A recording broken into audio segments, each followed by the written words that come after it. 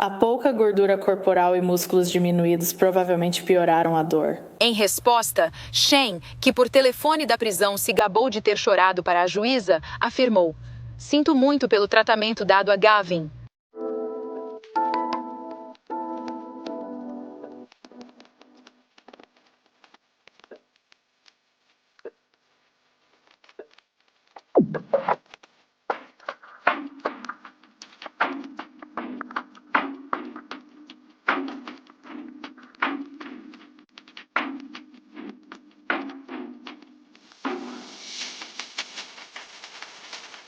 Bem-vindo a De Volta e obrigado por estar aqui. Eu sou a Cassie e este é o Mundo Cruel. Se ainda não conferiu no Patreon, confira lá. E se você quiser ter acesso a mais de 70 vídeos exclusivos com novos sendo adicionados todo mês, então não deixe de conferir usando o link na caixa de descrição abaixo.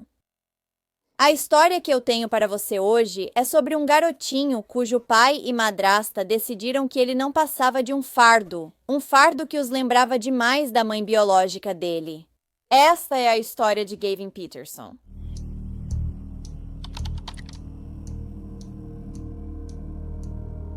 Gavin Hansen Peterson nasceu em Ogden, Utah, no dia 5 de janeiro, filho de Melanie e Shane Peterson.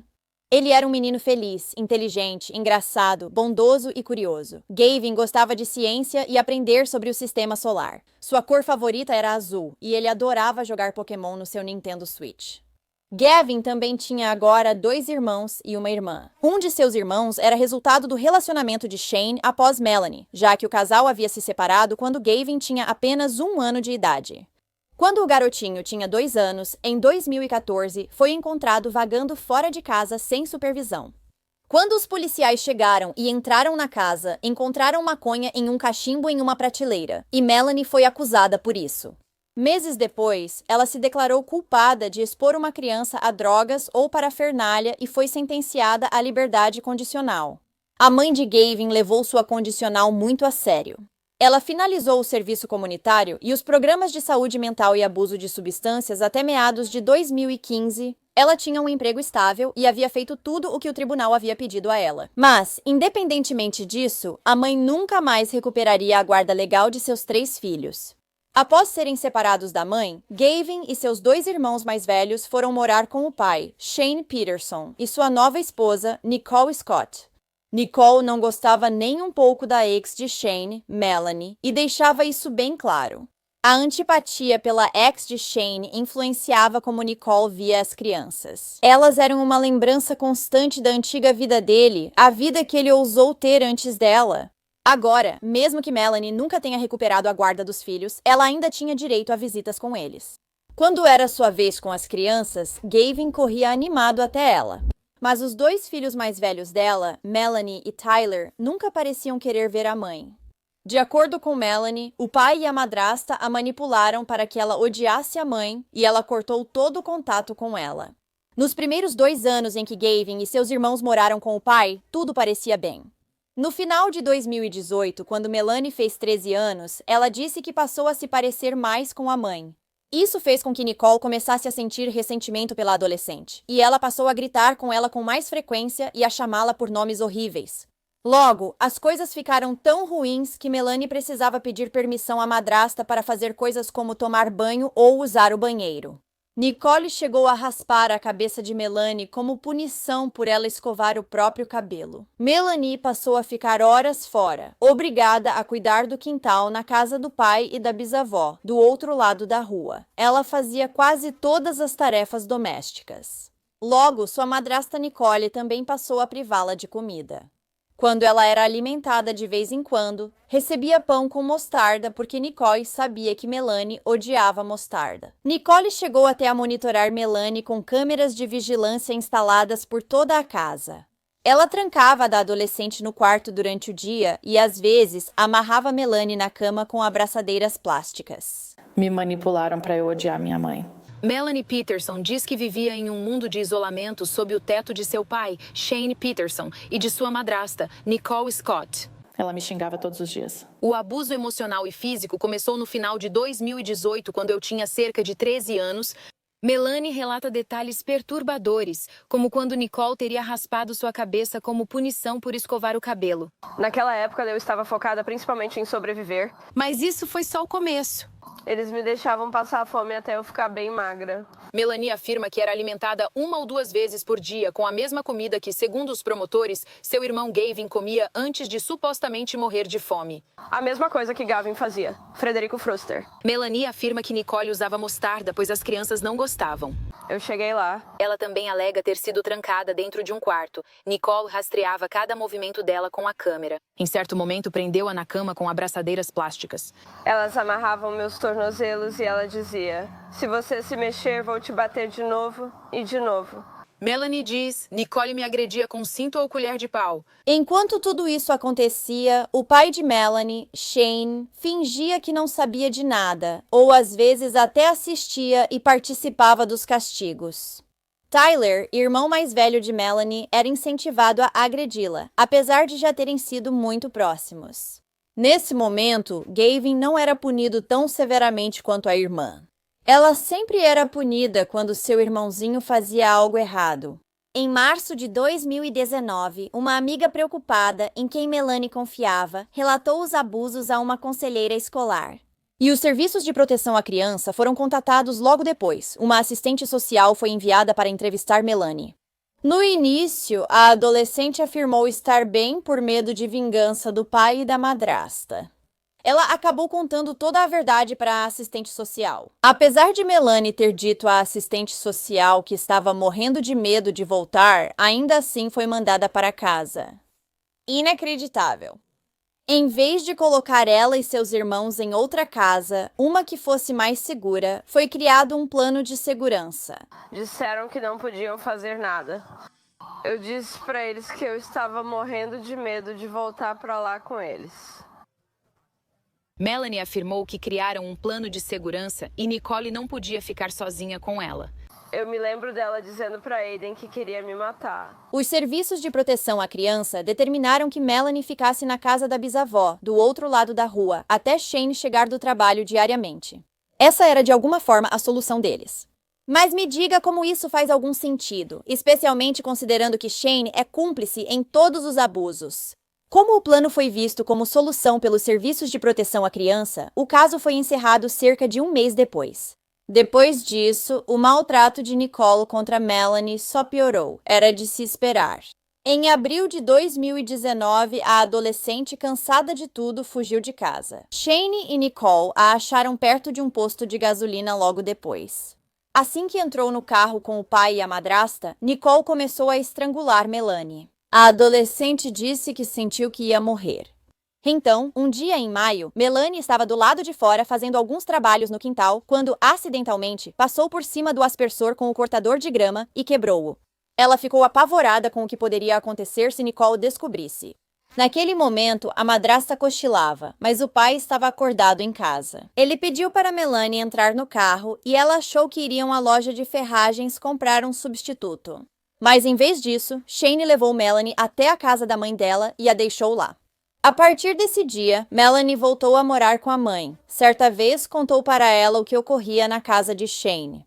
Melanie contatou o número não emergencial do departamento do xerife do condado de Weber, e o caso foi encaminhado ao Serviço de Proteção à Criança. Quando um detetive conversou depois com Melanie e Melanie, ele disse para a mãe que às vezes havia uma criação muito rígida, como a de Shane, e às vezes uma criação muito permissiva, como a dela. E que ele não podia simplesmente prender alguém por fazer um corte de cabelo ruim. Referindo-se à vez em que Nicole raspou a cabeça de Melanie, a assistente do Departamento de Serviços para Crianças e Famílias também disse para a mãe que não havia nada que pudesse ser feito porque não havia provas. Isso mesmo tendo tirado uma foto de um hematoma do tamanho de uma bola de golfe na perna de Melanie, que ela disse que Nicole tinha causado. Ao serem confrontados com informações dos serviços de proteção à criança, Shane e Nicole disseram que Melanie era instável e precisava ser vigiada o tempo todo. Eles também afirmaram que o motivo pelo qual Nicole havia raspado a cabeça de Melanie era porque o cabelo dela cheirava a urina, e eles não queriam que ela fosse zombada na escola. Então você não poderia, sei lá, simplesmente ter lavado o cabelo dela. Shane então disse que o motivo pelo qual ele levou Melanie de volta para a casa da mãe foi porque ela era muito desafiadora e guardava ressentimento dele por causa das regras. Shane disse que ela preferia morar com Melanie de qualquer jeito. Isso pareceu suficiente para os serviços de proteção à criança na época, pois nada mais foi feito. Depois que Melanie soube como sua filha estava sendo tratada por Shane e Nicole, ela contratou uma advogada para tentar recuperar Gavin. Seu filho mais velho, Tyler, já era maior de idade. Melanie recuperou os direitos de visita com Gavin em novembro de 2019 e o via a cada 2 finais de semana. Até o final de fevereiro de 2020, Nicole descobriu que Melanie havia fotografado Gavin para registrar sinais de desnutrição que observava. Depois, Melanie afirmou que Nicole e Shane a acusaram falsamente aos serviços de proteção à criança. Eles disseram que ela estava tentando quebrar o acordo de custódia e manipular Gavin contra eles. Melanie contestou as acusações, mas aguardava um julgamento da Divisão de Serviços à Criança e à Família de Utah. Devido à pandemia, os serviços de proteção à criança decidiram que seriam necessários serviços domiciliares para a casa dela e a de Shane. Nesse momento, com Melanie fora, Nicole passou a focar e tratar mal Gavin. Agora, Gavin tinha que fazer todas as tarefas dentro e fora de casa, assim como sua irmã era responsável antes. Depois que ele terminava todo o trabalho, Nicole lhe dava um pedaço de pão com mostarda e 1/3 de copo de água. Ela só lhe dava comida quando achava que ele merecia, não todos os dias. Nem preciso dizer que ele começou a perder peso rapidamente, e não demorou muito para que suas costelas ficassem visíveis. Em agosto de 2020, o Serviço de Proteção à Criança recebeu uma denúncia sobre o tratamento de Gavin na casa do pai. Porém, as informações não cumpriam os critérios da lei de Utah para iniciar uma investigação. A informação foi repassada à assistente social que atendia a família em casa e já atuava no caso. Em maio de 2021, a família Peterson concluiu os serviços domiciliares e o juiz encerrou o caso. Na escola, funcionárias da cantina notaram que Gavin só pedia água no almoço. Depois, ele ficava ao lado da lixeira pelo resto do tempo. Ele esperava todos saírem da cantina para vasculhar a lixeira por restos de comida. Gavin acabou contando para uma funcionária da cantina chamada Jen que estava com fome há dias, mas não tinha dinheiro para comprar o almoço. Jen e outros funcionários começaram a ajudá-lo a pagar as refeições. No entanto, quando Nicole descobriu isso, ela foi até a escola e começou a gritar com os funcionários, dizendo que era melhor eles não alimentarem Gavin. Mesmo assim, continuaram a alimentá-lo escondido. Logo após o incidente, Gavin voltou à escola com um dente lascado. Em setembro de 2022, uma pessoa preocupada com Gavin ligou para o Serviço de Proteção à Criança. Mas, mais uma vez, um funcionário da linha direta decidiu que não atendia aos critérios para abrir uma investigação. Em março de 2023, o Departamento de Serviços para Crianças e Famílias recebeu outro relato de negligência contra Gavin e, dessa vez, abriu uma investigação. 2 dias depois, a agência foi novamente alertada sobre os maus tratos a Gavin e essa informação foi adicionada ao caso atual. Dias depois, Gavin contou a assistentes sociais que não havia maus tratos em casa. No dia 8 de maio, o Serviço de Proteção à Criança recebeu outra denúncia de que Gavin estava sendo machucado na casa do pai. Depois, uma investigadora foi à casa e entrevistou Gavin, seu pai e a madrasta separadamente. O caso foi encerrado 1 semana depois, sem indícios de negligência ou abuso. Em agosto, Gavin havia sido retirado da escola e foi informado que ele estava sendo educado em casa. E por algum motivo, Utah não tem nenhuma política implementada para monitorar crianças que são retiradas da escola após denúncias de abuso e negligência. Enquanto a família Peterson tinha fotos de todas as outras crianças em casa, não havia nenhuma de Gavin. Um colega de trabalho de Shane contou que ele tinha uma foto do filho mais novo na mesa, mas nem sabia da existência de Gavin. Mensagens de texto entre Shane e Nicole falam sobre o quanto eles odeiam Gavin e como adoram torturá-lo. Eles também nunca se referem a ele pelo nome, usando apenas termos pejorativos quando falam sobre ele. Às vezes, as conversas deles também incluíam o irmão mais velho de Gavin, Tyler, e os 3 adultos discutiam se Gavin podia usar o banheiro ou se ele tinha permissão para comer. Eles também falavam sobre bater em Gavin, inclusive usando um bastão de pinhata para isso.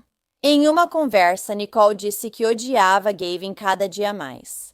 Ela disse isso após a enfermeira da escola ligar, avisando que a unha de Gavin estava gravemente infeccionada. Nicole então disse a Shane que o garotinho só fazia isso para chamar atenção.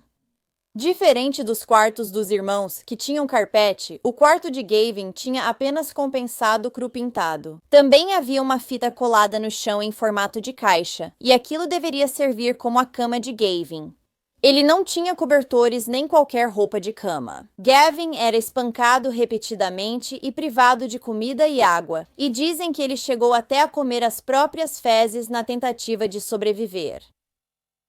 Em 9 de julho de 2024, policiais atenderam a um chamado relatando que Gavin caiu na banheira e não respondia. Quando chegaram ao local e viram o garotinho, ele mal conseguia se manter vivo. Ele estava frio e gravemente desnutrido. No chão do quarto dele, ao redor dele havia inúmeras pilhas de vômito preto. Os socorristas encontraram um pulso fraco e levaram Gavin rapidamente ao hospital. No entanto, ele foi declarado morto ao chegar, devido ao que um médico chamou de falência total dos órgãos. A morte de Gavin foi determinada como complicações decorrentes de sepse, com fatores contribuintes incluindo pneumonia, desidratação e infecções não tratadas. De acordo com Nicole, que foi quem ligou para o 911, seu enteado estava doente há alguns dias antes de ela encontrá-lo inconsciente e coberto de vômito no chão do banheiro. Tanto Nicole quanto Shane relataram que Gavin estava doente há vários dias antes de sua morte, e que ele vinha vomitando e sofrendo convulsões. Mas eles não o levaram ao médico. Outra coisa é que Nicole esperou quase meia hora depois de encontrar Gavin inconsciente para ligar para o 911. Se passaram 21 minutos inteiros entre ela mandar mensagem para Shane, perguntando o que deveria fazer sobre Gavin, e ela ligar para os serviços de emergência. Quando ela então esperou os socorristas chegarem, Nicole trocou a posição da trava que estava na porta de Gavin, para que agora pudesse ser aberta por dentro. O irmão mais velho de Gavin, Tyler, enviou uma mensagem ao pai, Shane, ao saber que o irmão estava morrendo. Ele estava em pânico e perguntou o que deveria fazer em seguida, mas não por preocupação com Gavin, e sim por autopreservação. Os investigadores encontraram imagens de câmeras de segurança que mostravam Tyler fazendo 3 viagens ao galpão de armazenamento no quintal, depois que o 911 foi chamado, sendo que 2 dessas viagens aconteceram durante a ligação para o 911. Tyler carregava objetos nos braços, que a polícia depois identificou como as câmeras de vídeo da casa. Em grande parte das imagens que os detetives conseguiram, Gavin estava vestindo apenas uma fralda completamente encharcada. Você também podia ver que ele tinha feridas cobrindo as costas. O sorriso dele sempre me fazia sorrir. Rachel Reynolds diz: o sorriso do Gavin Peterson, de 12 anos, era contagiante. Ela diz que, apesar de notar mudanças em Gavin na escola, ele manteve seu quinto... Foto da 5ª série. atrás de você. Por quê? Porque essa foto era bem diferente das outras. Dá pra ver que ele estava mais triste. Enquanto Gavin estudava na escola primária Connellsville, Reynolds trabalhava como assistente de alunos. Ela passou um tempo sozinha com ele e diz que até presenciou ele tentando comer comida do lixo. Isso me assombra desde a primeira vez que vi. E é algo que nunca vou conseguir esquecer. Reynolds recorda quando levou Gavin à diretoria e ligaram imediatamente para o Departamento de Serviços para Crianças e Famílias.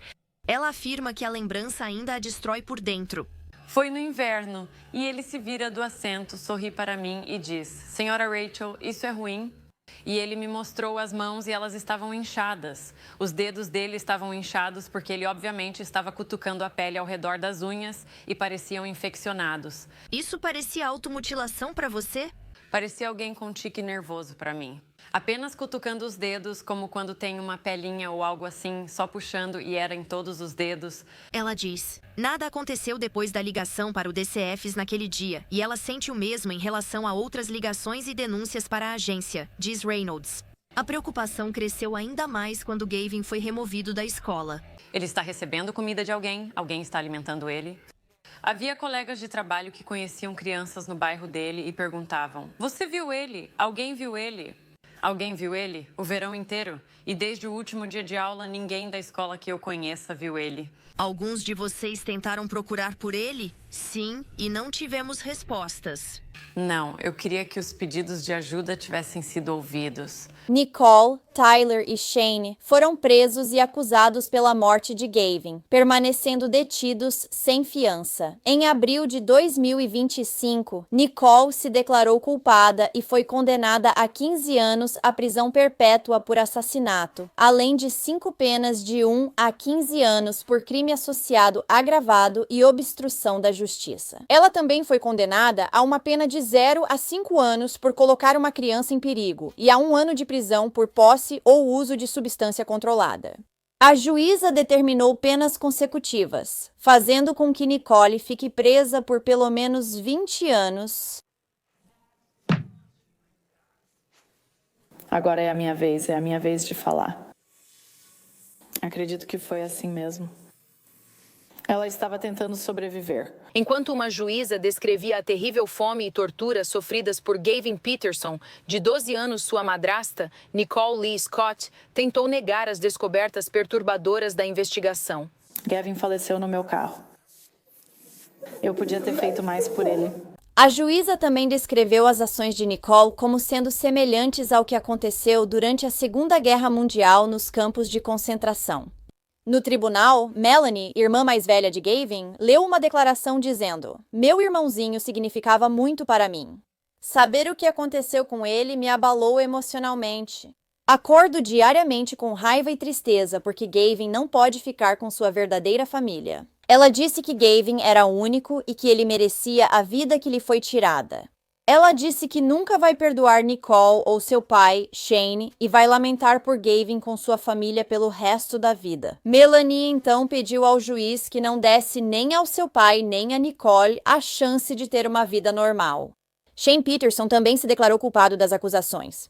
E em 6 de maio de 2025, ele foi condenado a 8 anos até prisão perpétua, que era a punição máxima possível. Antes de sentenciá-lo, o juiz teve algumas palavras para o pai. Gavin provavelmente estava ciente do fato de que havia comida e que o resto da família estava comendo. Ele provavelmente também sentiu o cheiro da comida deles, o que deve ter causado grande angústia e sofrimento. Uma manifestação comum nos estágios avançados da fome é a capacidade de superar a repulsa e comer coisas que não são alimentos na tentativa de se sustentar. Diante do abuso psicológico que Gavin sofreu, isolamento das outras crianças na escola, sem contato externo, restrito ao quarto, monitorado por câmeras, proibido de usar roupas, forçado a usar fraldas, sem amor e cuidados médicos, tudo isso teve profundo impacto em sua psique. Segundo relatos dos contatos da escola, este era uma criança essencialmente normal que foi levada a um ponto de ruptura psicológica. Ele teria consciência do que estava acontecendo e entenderia que aquilo era errado, e que os adultos em sua vida, em quem ele deveria poder confiar para tudo,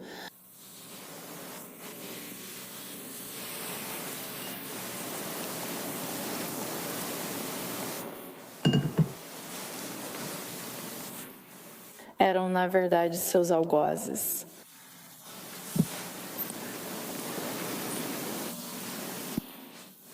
Não há dúvida de que Gavin sentiu dor física antes de sua morte final. O corpo dele estava cheio de evidências de que ele foi espancado mais de uma vez. A pouca gordura corporal e a perda de músculos provavelmente agravaram a dor. E posso te dizer que isso é parte do motivo pelo qual o Estado manteve sua apresentação curta para resumir as lesões físicas identificadas em Gavin. O estado de desnutrição dele e o histórico subsequente obtido indicam que ele sofreu tortura infantil nos dias e semanas, se não meses, levando à sua morte. Ele teria consciência do que estava acontecendo, como ele se sentia e a quem ele deveria poder recorrer para receber cuidado e apoio.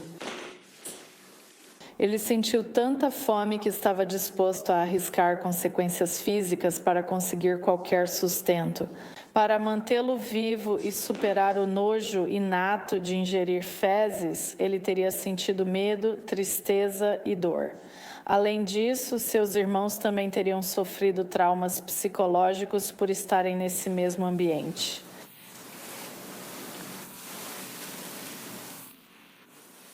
Como juíza, devemos sentenciar com base nos fatos, mas ninguém aqui está desprovido de emoção, empatia, experiência humana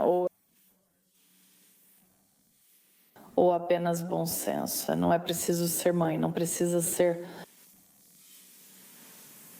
uma criminosa, você não precisa ser nada disso para pensar, talvez isso devesse ser errado.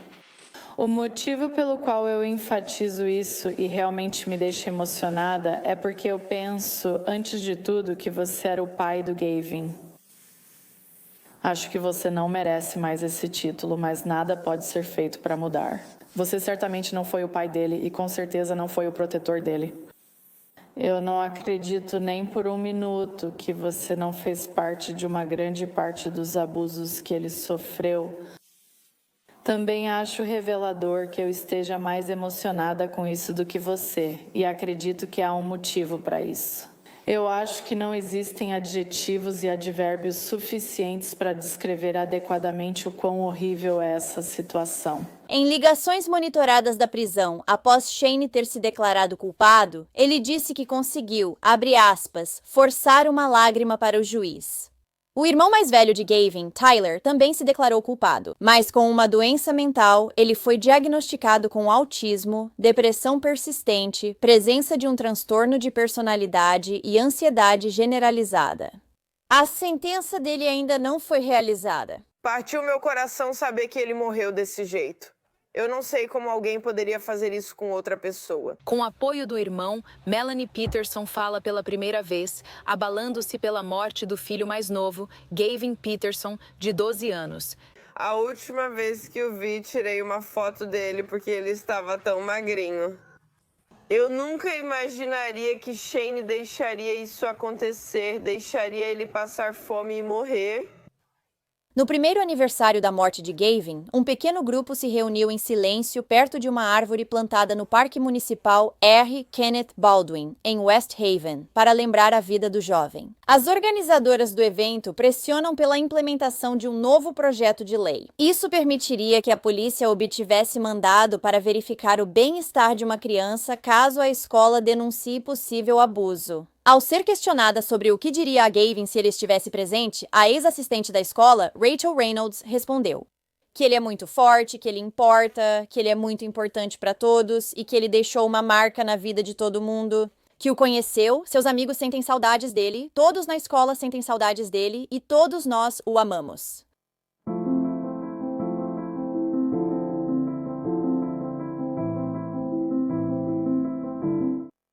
Bem, obrigada por ouvirem a história do Gavin hoje. Eu não consigo acreditar que várias pessoas viram esse menino comendo do lixo e lentamente definhando. Mesmo assim, o Serviço de Proteção à Criança nunca achou que era necessário tirá-lo da casa do pai e da madrasta. Sem contar que a irmã mais velha dele já tinha contado para vários adultos que também havia sido abusada dentro de casa. É revoltante e não faz sentido nenhum. O que você acha desse caso? Gosta de True Crime? Então se inscreva no canal e ative as notificações para ouvir essas histórias comigo. Assim você vai saber quando eu postar um vídeo novo, que é pelo menos 2 vezes por semana. Obrigada por assistir ao Mundo Sinistro hoje. Até a próxima. Se cuidem, pessoal. Tchau. Obrigada a todos os apoiadores do Mundo Sinistro.